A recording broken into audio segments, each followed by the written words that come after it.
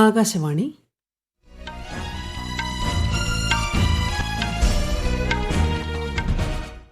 നമസ്കാരം. വാർത്തകൾ വായിക്കുന്നത് ലിൻസ സിറാജ്.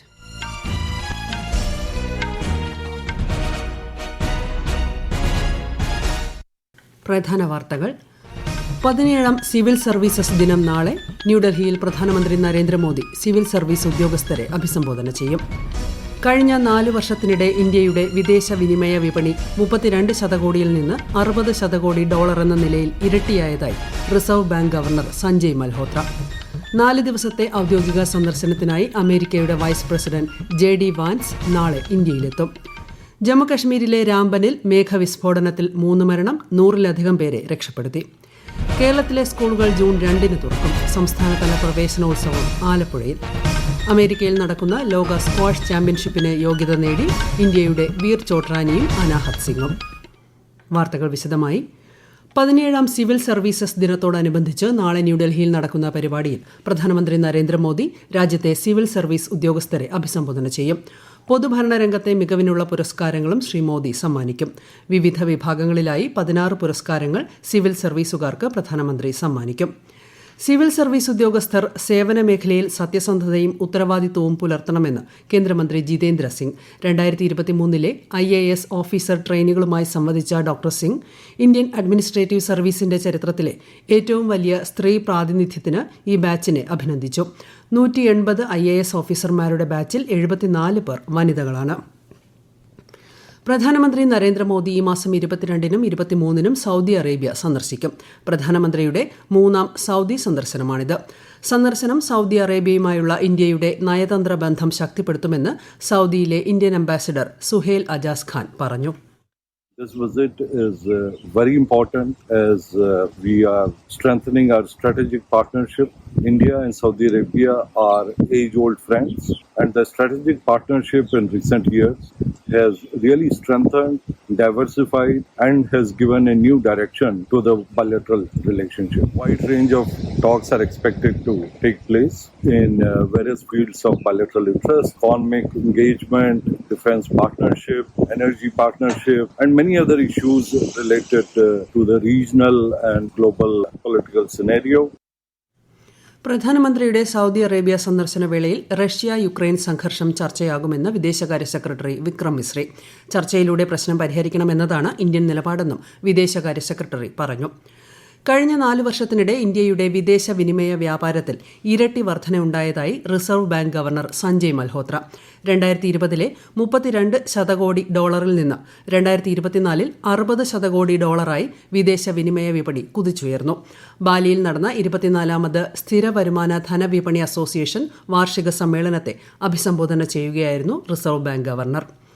രാജ്യത്തെ ഓഹരി വിപണികളിൽ വിദേശ നിക്ഷേപകരുടെ ശക്തമായ തിരിച്ചുവരവ്. കഴിഞ്ഞയാഴ്ച ഇന്ത്യൻ വിപണിയിൽ 8500 കോടി രൂപയുടെ വിദേശ നിക്ഷേപം രേഖപ്പെടുത്തി. ആഭ്യന്തര സമ്പദ് വ്യവസ്ഥ ശക്തമായതും അമേരിക്കൻ ഡോളർ ദുർബലമായതുമാണ് വിദേശ നിക്ഷേപകരെ ഇന്ത്യൻ വിപണിയിലേക്ക് ആകർഷിച്ചത്. ജമ്മുകശ്മീരിലെ രാംബൻ ജില്ലയിൽ മേഘവിസ്ഫോടനവും മണ്ണിടിച്ചിലുമുണ്ടായ സെരി ബാഗ്ന പ്രദേശത്ത് രക്ഷാപ്രവർത്തനം പുരോഗമിക്കുന്നു. മണ്ണിടിച്ചിലിനെ തുടർന്നുണ്ടായ അപകടത്തിൽ 2 കുട്ടികൾ ഉൾപ്പെടെ 3 പേർ മരിച്ചു. 100-ലധികം പേരെ രക്ഷപ്പെടുത്തി. ജമ്മു ശ്രീനഗർ ദേശീയപാത ഉൾപ്പെടെ പ്രദേശത്തെ റോഡുകൾ അടച്ചു. ഇന്നലെ രാത്രിയിലാണ് കനത്ത ആലിപ്പഴ വൃഷ്ടിയോടെ മേഘവിസ്ഫോടനം ഉണ്ടായത്. മലവെള്ളപ്പാച്ചിലിൽ നിരവധി വാഹനങ്ങൾ ഒഴുകിപ്പോയതായും ദുരിതാശ്വാസ പ്രവർത്തനങ്ങൾ പുരോഗമിക്കുന്നതായും ഡെപ്യൂട്ടി കമ്മീഷണർ ബസീറുൽ ഹഖ് ചൌധരി അറിയിച്ചു. नेशनल हाईवे है जो कश्मीर को रेस्ट ऑफ द कंट्री से जोड़ती है, तो बहुत सारी गाड़ियां जो हैं वो स्टैंडर्ड यहाँ पे थी, उनको जो है वो हमने रेस्क्यू करके जो है सेफ लोकेशन पे पहुंचा दिया गया है. वहाँ पे जो स्टैंडर्ड पैसेंजर्स हैं उनके रुकने का भी इंतजाम है, खाने पीने का भी इंतजाम है, और जो ही नेशनल हाईवे खुलेगा तो उसके बाद उनको जो है वो यहाँ से दोबारा भेजा जाएगा अपनी अपनी डेस्टिनेशंस पे. അതേസമയം ജമ്മു കാശ്മീരിലെ അതിർത്തി ജില്ലകളായ രജൌരി, പൂംഛ് എന്നിവയെ ഷോപ്പിയാൻ ജില്ലയുമായി ബന്ധിപ്പിക്കുന്ന മുഗൾ റോഡ് വാഹന ഗതാഗതത്തിനായി വീണ്ടും തുറന്നിട്ടുണ്ട്. ലഡാക്കിൽ കനത്ത മഞ്ഞുവീഴ്ച തുടരുന്ന സാഹചര്യത്തിൽ അടിയന്തര സേവന വിഭാഗങ്ങൾക്ക് ജാഗ്രതാ നിർദ്ദേശം നൽകി. അമേരിക്കയുടെ വൈസ് പ്രസിഡന്റ് JD വാൻസ് 4 ദിവസത്തെ ഔദ്യോഗിക സന്ദർശനത്തിനായി നാളെ ഇന്ത്യയിലെത്തും. വാൻസിന്റെ ആദ്യ ഇന്ത്യ സന്ദർശനമാണിത്. പ്രധാനമന്ത്രി നരേന്ദ്രമോദിയുമായി അദ്ദേഹം കൂടിക്കാഴ്ച നടത്തും. ഈ വാർത്തകൾ ആകാശവാണിയിൽ നിന്ന്. ആകാശവാണി വാർത്തകളും വാർത്താധിഷ്ഠിത പരിപാടികളും all India radio news Thiruvananthapuram YouTube ചാനലിലും @all India radio news Thiruvananthapuram Facebook പേജിലും AR News_ തിരുവനന്തപുരം ഇൻസ്റ്റഗ്രാം അക്കൌണ്ടിലും @AR News_TVM X ഹാൻഡിലും ലഭ്യമാണ്. ത്യാഗത്തിന്റെയും സഹനത്തിന്റെയും വിജയം പ്രഖ്യാപിക്കുന്ന ഉയിർപ്പിന്റെ പ്രത്യാശയിൽ ലോകമെങ്ങുമുള്ള ക്രൈസ്തവർ ഇന്ന് ഈസ്റ്റർ ആഘോഷിച്ചു. കേരളത്തിൽ ക്രൈസ്തവ ദേവാലയങ്ങളിൽ പ്രത്യേക പ്രാർത്ഥനകളും ശുശ്രൂഷയും നടന്നു. യേശുവിന്റെ രൂപവും വഹിച്ചുകൊണ്ടുള്ള പ്രദക്ഷിണത്തിൽ നിരവധി വിശ്വാസികൾ പങ്കെടുത്തു. കേരളത്തിലെ സ്കൂളുകൾ ജൂൺ 2 തുറക്കും. സംസ്ഥാനതല പ്രവേശനോത്സവം ആലപ്പുഴയിൽ നടക്കുമെന്ന് മന്ത്രി വി ശിവൻകുട്ടി അറിയിച്ചു. മെയ് 10 പാഠപുസ്തക വിതരണം പൂർത്തിയാകുമെന്നും മന്ത്രി പറഞ്ഞു. കേരള സർക്കാരിന്റെ 4ാം വാർഷികാഘോഷത്തിന്റെയും എന്റെ കേരളം പ്രദർശന വിപണന മേളയുടെയും സംസ്ഥാനതല ഉദ്ഘാടനം നാളെ കാസർഗോഡ് ജില്ലയിലെ കാലിക്കടവ് മൈതാനത്ത് നടക്കും. മുഖ്യമന്ത്രി പിണറായി വിജയൻ ഉദ്ഘാടനം ചെയ്യും. നാളെ മുതൽ മെയ് 30 വരെയാണ് പരിപാടി സംഘടിപ്പിച്ചിരിക്കുന്നത്. കൂടുതൽ വിവരങ്ങളുമായി ആകാശവാണി കാസർഗോഡ് ജില്ലാ പ്രതിനിധി പി ജഗന്നിവാസൻ. നാളെ രാവിലെ 10 മണിക്ക് ആരംഭിക്കുന്ന ചടങ്ങിൽ റവന്യൂ മന്ത്രി കെ രാജൻ അധ്യക്ഷത വഹിക്കും. തുടർന്ന് പടന്നക്കാട് ബേക്കൽ ക്ലബ്ബിൽ ഒരുക്കുന്ന ജില്ലാതല യോഗത്തിൽ ക്ഷണിക്കപ്പെട്ട 500 വ്യക്തിത്വങ്ങളുമായി മുഖ്യമന്ത്രി സംവദിക്കും. സർക്കാർ സേവനങ്ങളുടെ ഗുണഭോക്താക്കൾ, ട്രേഡ് യൂണിയൻ തൊഴിലാളി പ്രതിനിധികൾ, യുവജനത, വിദ്യാർത്ഥികൾ, സാംസ്കാരിക കായിക രംഗത്തെ പ്രതിഭകൾ, പ്രൊഫഷണലുകൾ, വ്യാവസായികൾ, പ്രവാസികൾ, സാമുദായിക നേതാക്കൾ തുടങ്ങിയവർ യോഗത്തിൽ പങ്കെടുക്കും. കുടുംബശ്രീ ഉൾപ്പെടെയുള്ളവരുടെ ഫുഡ് കോർട്ടുകൾ, കലാപരിപാടികൾ, പുസ്തകമേള, കാർഷിക പ്രദർശനം എന്നിവ മേളയുടെ ഭാഗമായി ഉണ്ടാകും. ഏപ്രിൽ 27 പ്രദർശനമേള സമാപിക്കും. ലോക ദൃശ്യശ്രവ്യ വിനോദ ഉച്ചകോടി വേവ്സിൽ പങ്കെടുക്കുന്നതിന് മാധ്യമപ്രതിനിധികൾക്കുള്ള രജിസ്ട്രേഷൻ നാളെ മുതൽ പുനരാരംഭിക്കും. ബുധനാഴ്ച വരെ 3 ദിവസത്തേക്കാണ് രജിസ്ട്രേഷനുള്ള അവസരം. മാധ്യമ പ്രൊഫഷണലുകൾ, ഫോട്ടോഗ്രാഫർമാർ, ഡിജിറ്റൽ ഉള്ളടക്ക സ്രഷ്ടാക്കൾ എന്നിവർക്ക് പരിപാടിയിൽ പങ്കെടുക്കുന്നതിന് ഓൺലൈനായി അപേക്ഷിക്കാം. അമേരിക്കയിൽ നടക്കുന്ന ലോക സ്ക്വാഷ് ചാമ്പ്യൻഷിപ്പിന് ഇന്ത്യയുടെ വീർ ചോട്രാനിയും അനാഹത് സിംഗും യോഗ്യത നേടി. അടുത്ത മാസം 9 മുതൽ 17 വരെ ചിക്കാഗോയിലാണ് ലോക സ്ക്വാഷ് ചാമ്പ്യൻഷിപ്പ്. IPL ക്രിക്കറ്റിൽ പഞ്ചാബ് കിങ്സിനെതിരെ റോയൽ ചലഞ്ചേഴ്സ് ബംഗളൂരുവിന് 7 വിക്കറ്റ് ജയം. പഞ്ചാബ് ഉയർത്തിയ 158 റൺസ് വിജയലക്ഷ്യം ബംഗളൂരു 19ാം ഓവറിൽ മറികടന്നു. 2ാം മത്സരത്തിൽ ടോസ് നേടിയ മുംബൈ ഇന്ത്യൻസ് ചെന്നൈ സൂപ്പർ കിങ്സിനെ ബാറ്റിംഗിനയച്ചു. ജമ്മുകശ്മീരിലെ കഠുവ ജില്ലയിൽ സുരക്ഷാ സേനയുടെ തിരച്ചിൽ പുരോഗമിക്കുന്നു.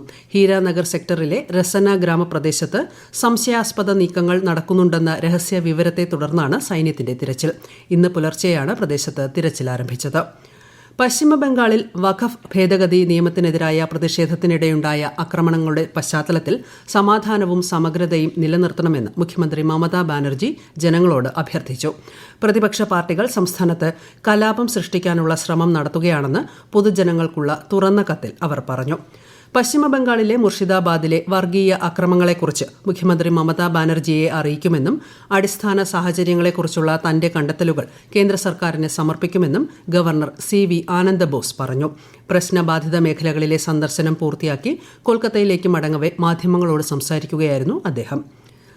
അന്താരാഷ്ട്ര ബഹിരാകാശ നിലയത്തിലെ 7 മാസം നീണ്ട ശാസ്ത്ര ദൌത്യത്തിന് ശേഷം റഷ്യൻ അമേരിക്കൻ ബഹിരാകാശ യാത്രികർ ഭൂമിയിൽ തിരിച്ചെത്തി. റഷ്യൻ യാത്രികരായ അലക്സി ഓച്ചിനിൻ, ഇവാൻ വാഗ്നർ, അമേരിക്കയുടെ ഡൊണാൾഡ് പെറ്റിറ്റ് എന്നിവരാണ് ഭൂമിയിൽ തിരിച്ചെത്തിയത്. UAE ആതിഥേയത്വം വഹിക്കുന്ന ഡെസേർട്ട് ഫ്ലാഗ് 10 വ്യോമാഭ്യാസത്തിൽ പങ്കെടുക്കാൻ ഇന്ത്യൻ വ്യോമസേനാ സംഘം അൽ ദഫ്ര വ്യോമത്താവളത്തിലെത്തി. ഇന്ത്യയ്ക്ക് പുറമെ Australia, Bahrain, France, Germany, Qatar, Saudi Arabia, Korea, Turkey, UAE, UK, America എന്നീ രാജ്യങ്ങളിലെ വ്യോമസേനകളും പരിപാടിയിൽ പങ്കെടുക്കുന്നുണ്ട്. ബംഗ്ലാദേശ് മുൻ പ്രധാനമന്ത്രി ഷെയ്ഖ് ഹസീനയും മുൻ മന്ത്രി ഒബൈദൽ ഖോദറും ഉൾപ്പെടെ 12 പേർക്കെതിരെ റെഡ് നോട്ടീസ് പുറപ്പെടുവിക്കണമെന്ന് നാഷണൽ സെൻട്രൽ ബ്യൂറോ ഇന്റർപോളിനോട് ആവശ്യപ്പെട്ടു. കോടതികളിൽ നിന്നും അന്വേഷണ ഏജൻസികളിൽ നിന്നും ലഭിച്ച അപ്പീലുകളുടെ അടിസ്ഥാനത്തിലാണ് നടപടി. സുപ്രീം കോടതി വിധിക്കെതിരെ രൂക്ഷ പരാമർശങ്ങൾ ഉന്നയിച്ച BJP എംപിമാരായ നിഷികാന്ത് ദുബെയെയും ദിനേശ് ശർമ്മയെയും തള്ളി പാർട്ടി നേതൃത്വം. ദുബെയുടെ പ്രസ്താവനയോട് പാർട്ടിക്ക് ബന്ധമില്ലെന്ന് BJP അധ്യക്ഷൻ JP നഡ്ഡ പറഞ്ഞു. റഷ്യൻ പ്രസിഡന്റ് വ്ളാഡിമിർ പുടിൻ പ്രഖ്യാപിച്ച 30 മണിക്കൂർ നീണ്ട ഈസ്റ്റർ വെടിനിർത്തൽ യുക്രൈൻ ലംഘിച്ചതായി റഷ്യയുടെ പ്രതിരോധ മന്ത്രാലയം. എന്നാൽ ഈസ്റ്റർ വെടിനിർത്തൽ പ്രഖ്യാപിച്ചിട്ടും റഷ്യ യുക്രൈനെ ആക്രമിക്കുന്നത് തുടരുകയാണെന്ന് പ്രസിഡന്റ് വൊളോഡിമിർ സെലൻസ്കി പറഞ്ഞു. പ്രധാന വാർത്തകൾ വീണ്ടും. 17ാം സിവിൽ സർവീസസ് ദിനം നാളെ ന്യൂഡൽഹിയിൽ പ്രധാനമന്ത്രി നരേന്ദ്രമോദി സിവിൽ സർവീസ് ഉദ്യോഗസ്ഥരെ അഭിസംബോധന ചെയ്യും. കഴിഞ്ഞ 4 വർഷത്തിനിടെ ഇന്ത്യയുടെ വിദേശ വിനിമയ വിപണി 32 ശതകോടിയിൽ നിന്ന് 60 ശതകോടി ഡോളർ എന്ന നിലയിൽ ഇരട്ടിയായതായി reserve bank governor Sanjay Malhotra.